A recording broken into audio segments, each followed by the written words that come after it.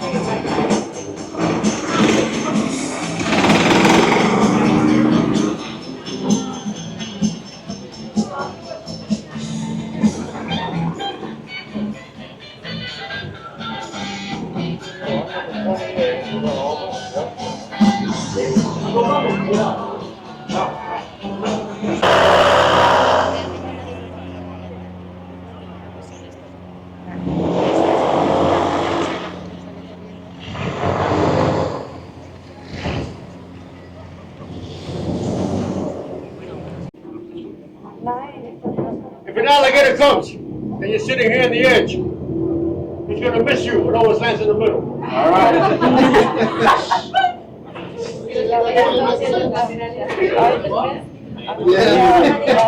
Hey, I said I'm over them stuff, man. I believe him.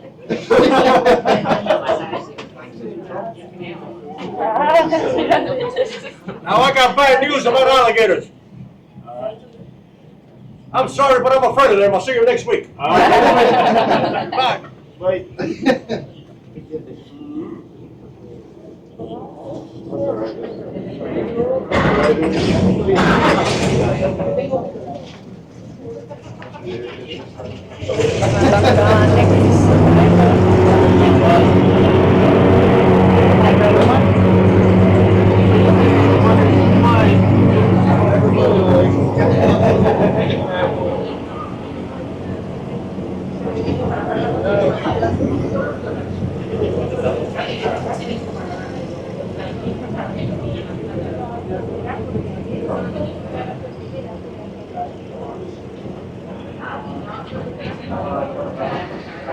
Once again, good morning and welcome to Everglade Holiday Park.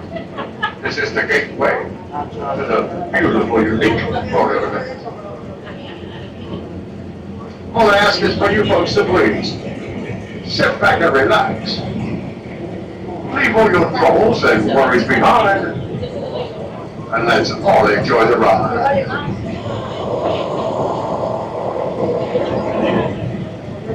I'm going to recommend you have your cameras ready at all times.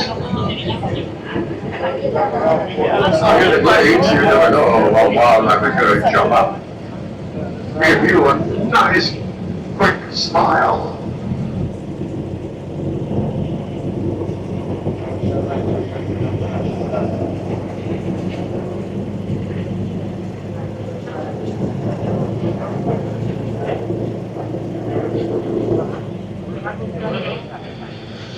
Now, on the left side of the board, you're going to see the birds standing on top of the orange buoys. These are called cormorants. Cormorants were used at one time by Native Americans as fishing buddies. They would tie a noose around the bird's neck and then give it about 50 feet of line. And once they had a fish in their mouth, they'd bring it back to the boat, slap him in the back of the head, and out came the fish. The buildings they have in the background, those are pump stations. And they control water levels in the city canals to avoid the flooding in the streets when heavy rains come in. There's over 250 different size pump stations throughout the Everglades Canal system. Once again, these are cormorants, they're going to break in the high side.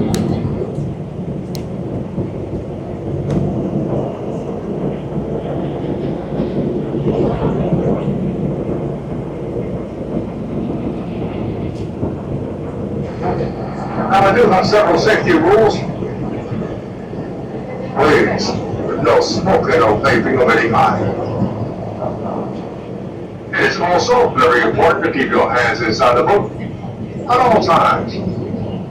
There is a lot of wildlife out here that will jump out and bite you. And the same goes for plants. We've got plenty of bugs out here.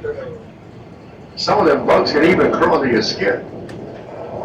They'll make you so itchy and scratchy. You're going to be entertained all the way back home. There's a grass called the sawgrass, and it's got little tiny teeth on the tall, skinny blades. If you grab it or even brush up against it, it can cut you like a saw. Now, for those that are taking pictures, please stay in your seats. If I see something, I'm spinning the boat around. Don't rush over to one side here, become alligator. And if you got any food, folks, keep it with you. It's against the law. It does stay no more than the beginning of the law.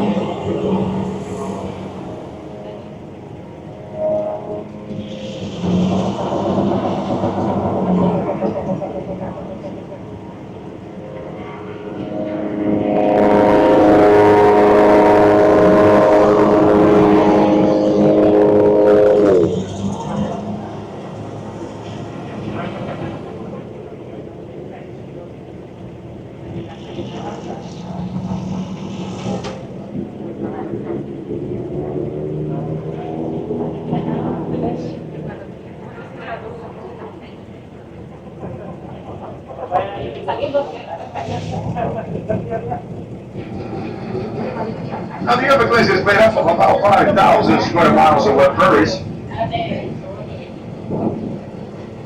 The canals that you see out here and in the cities,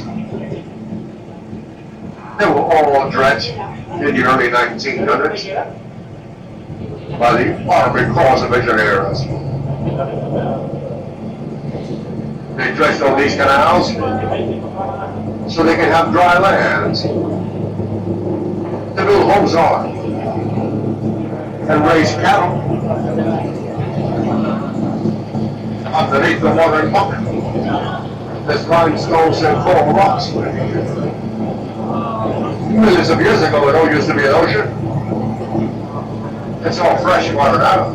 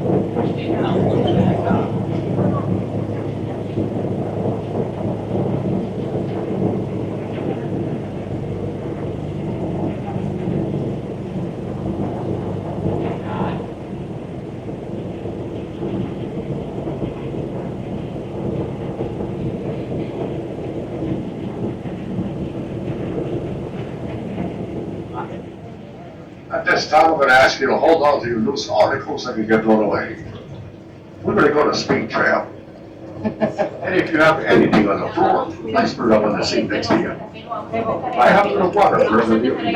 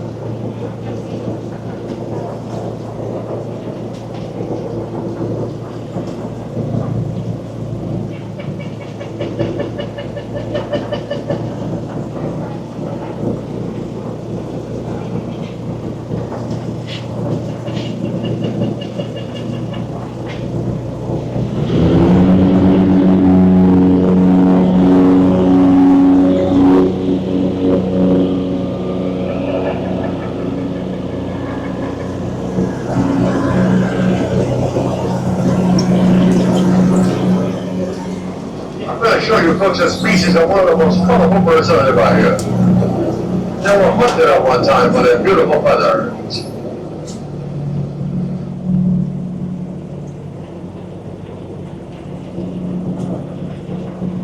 You guys sitting on the right side, you're going to see them in the tall grass here. The colorful purple yarrow. This bird's favorite food is a little worm, and it lives in the stems of the lily pads.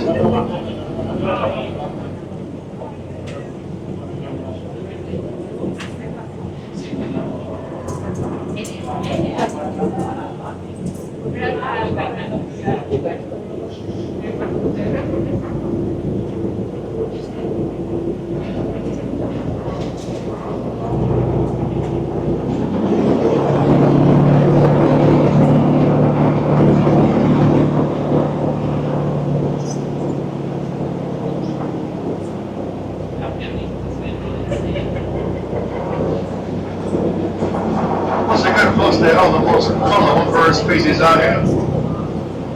The beautiful purple yarrow you're going to see here in the front left along the tall grass.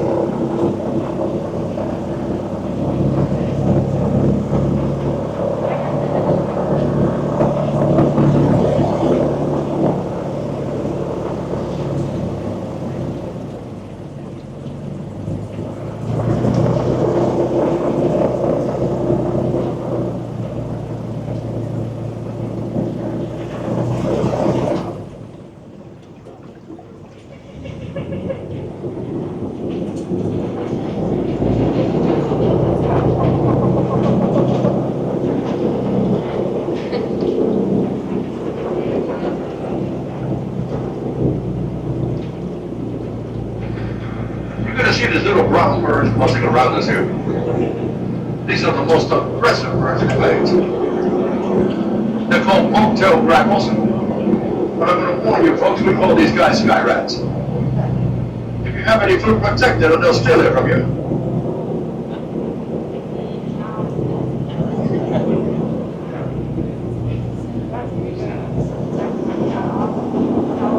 They work as a team. A couple of them will distract you when the rest simply rocks you.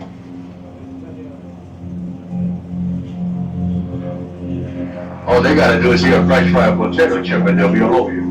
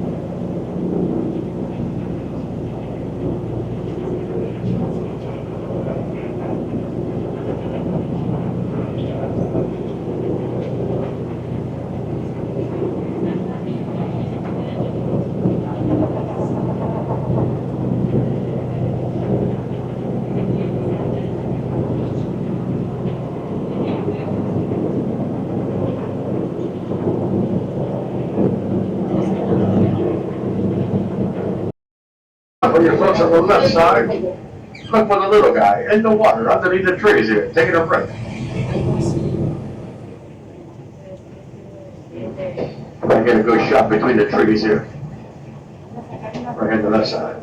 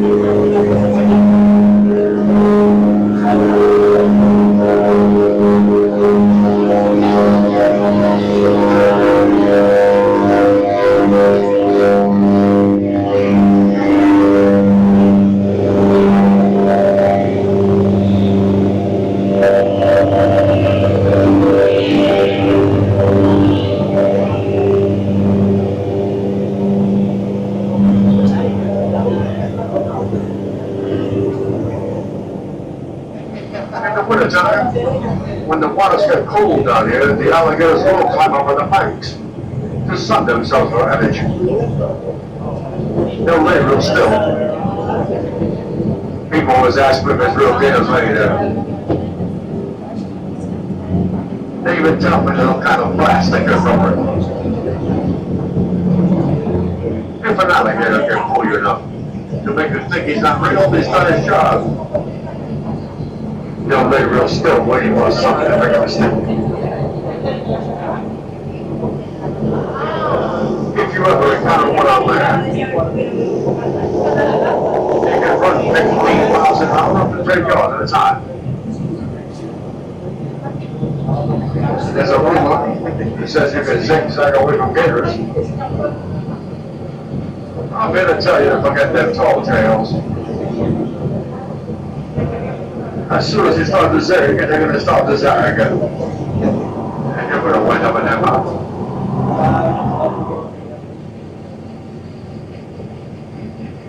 I found the best way to get away from the gator is simply by turning around. Run as fast as you can in a straight line. Trip whoever's in front of you.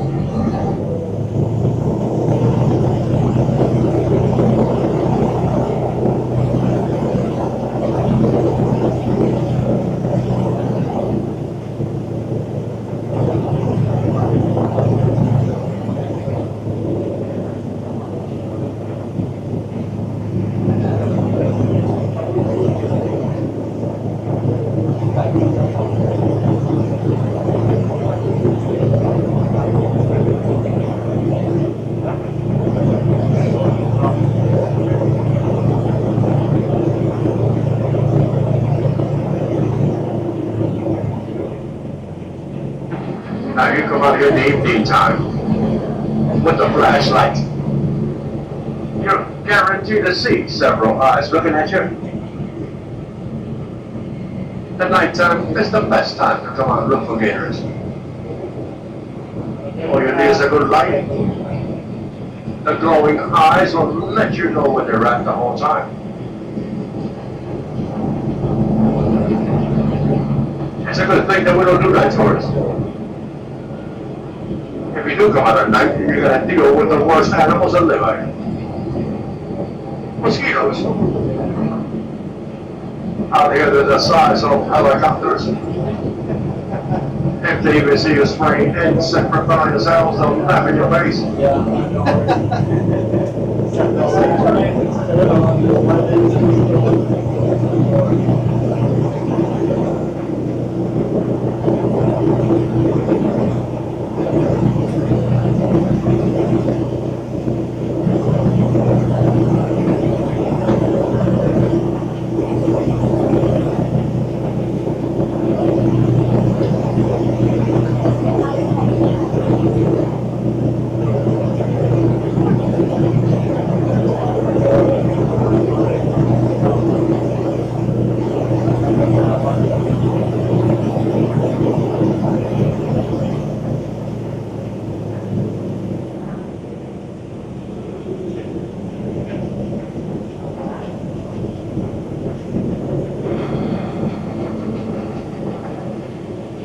I would like to take this opportunity and thank you all for coming out and visiting the beautiful, unique Florida Everglades.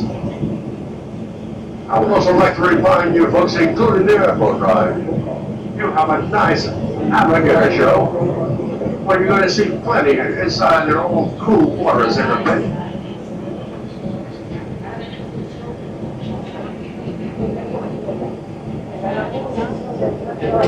And ladies and gentlemen, here in the United States, us airboat captains, we work for tips to make a living out here. I try to find as much wildlife as I can for you in a very short time.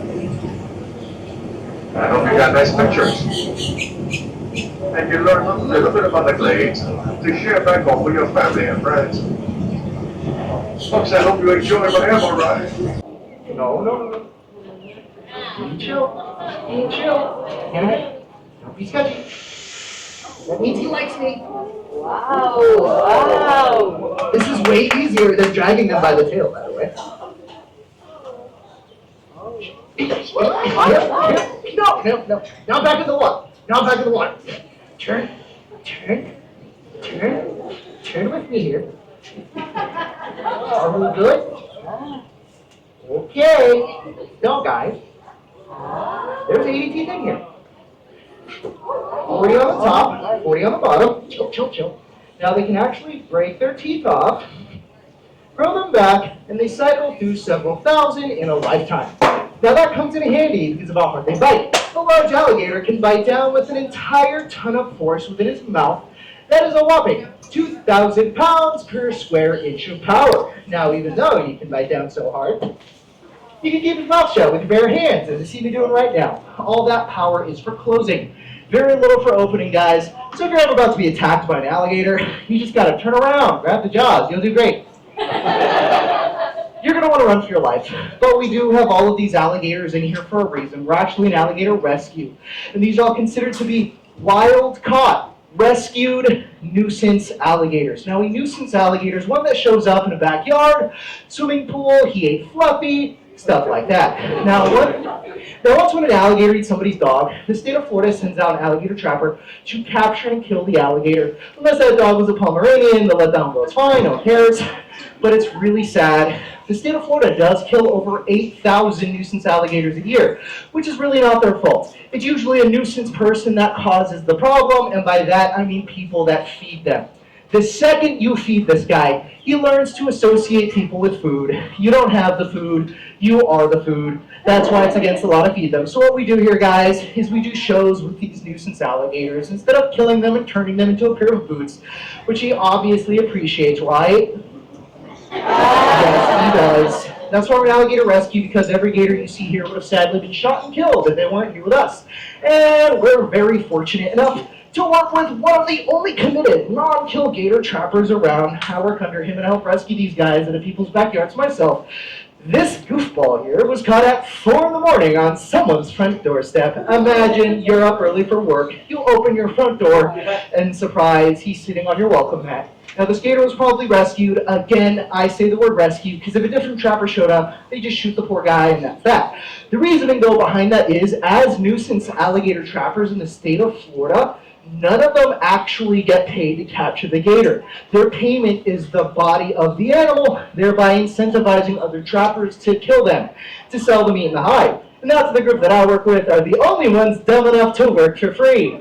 Well, thank you. No one ever clapped for that. But we both know. Now it's awkward. I don't know how to deal with it. But anyways. Now, how it works in here, whenever we get one from someone's backyard, they'll stay here for a little bit, right? We'll see if they have the right personality to be able to do shows. If they don't, let's say one's too big, too small, a little bit too aggro, we'll send them straight to another alligator sanctuary that we work with. If they do, we'll keep him, train him, then retire an old one to the same sanctuary. So it's like a revolving door. They don't stay in here forever, but sadly, guys, the only options these animals have in the state of Florida is captivity or death. The state does not allow the release or relocation of nuisance alligators back out into the wild due to their homing ability. What that means is if I were to take this guy, drop him off 100 miles out into the middle of nowhere, give him a couple months, he'll literally wind up in the very same backyard he was caught from. They use the Earth's magnetic field to find their animals. It becomes an oasis for other animals to drink the water and eat the fish that have collected there. And over a longer period of time, birds come, eat the fish, poop out seeds, plants grow, die, soil is formed. Then you'll have an entire tree island created from a single alligator digging a hole for themselves, which is why they're also nicknamed guardians of the Everglades, because without them it'd almost be impossible to survive out there. And now, before I do my last trick, guys, let me tell you about myself. You can think of my nut job. I know how it looks. I'm currently pursuing an environmental studies degree, and it's always been a dream of mine to work with animals and, of course, teach people about them. And I really do hope every single one of you here leave with a newfound respect for these awesome and misunderstood creatures. Only downside, though, to working here, it's actually kind of dangerous. And due to the danger factor, I am legally not an employee of the park. That way I'm not on their insurance. That way if you dip rip off my hand, I get a get well soon card and a kick out the door. Literally, the healthcare plan here, due to liability, all the wrestlers are unpaid volunteers doing the show for free. So if you guys enjoy the show, have fun, learn about gators. Like the fact that we're a rescue and we save these guys, we really appreciate anything that goes in our little tip jar, / hand replacement fund at the end. And now for the legal disclaimer, so you guys can't sue me. Please don't try this on your own. I'm calm and comfortable around the animals, not because it's safe. I've received years worth of training, and I'm what you call desensitized and mentally unstable. It does take one slip. I can lose life or limb. I haven't had any bad accidents. I've had some friends that did. One guy got bit in the hand, gator death roll, snapped his bone in half. Luckily, he kept that piece. His hand was just facing the wrong direction for a little too long. Other guy, not so lucky. He was out in the middle of nowhere. Luckily, he was with other guys, but he got grabbed in the bicep. Gator chucked him off his back. Death roll, then peeled his bicep muscle off his bone, ate the chunk of his arm, and he almost bled out and died. I'm not saying this to be dramatic. I'm not trying to scare you. I just know I can make it look so easy. People forget alligators are powerful apex predators. Never try this or approach them, but look at them, guys. They're not out to get you. They're never going to run and chase you down. That zigzag thing is a total lie. I've never had to do anything faster than a speed walk to get away from an alligator on land. But everything changes when you guys feed them, swim in their habitat, or worst of all, try to touch them. If you leave them alone, they'll leave you alone. And now for the last trick. The last trick is called the face-off. It's called the face-off because if I mess up, my face comes off. Gotta have a dark sense of humor. So I'm going to open up the mouth, balance my chin on the edge of the open jaws, and if anything touches inside, they'll slam shut. And there's a good chance when I open up his mouth again, he might try to swing his head around and hopes my hands flop in there. Very good. You're behaving so well for so long. Please keep it going. Okay.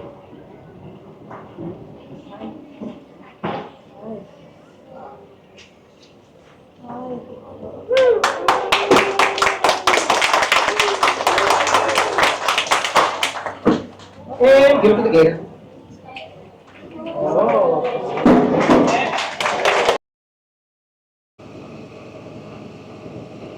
I'm here at Everglades Holiday Park in the Florida Everglades and just finished up an airboat tour. And I'm going to catch my tour bus back to Miami, and then I'm going to do a cruise around Biscayne Bay. So stay tuned and let's see what else we can get into today.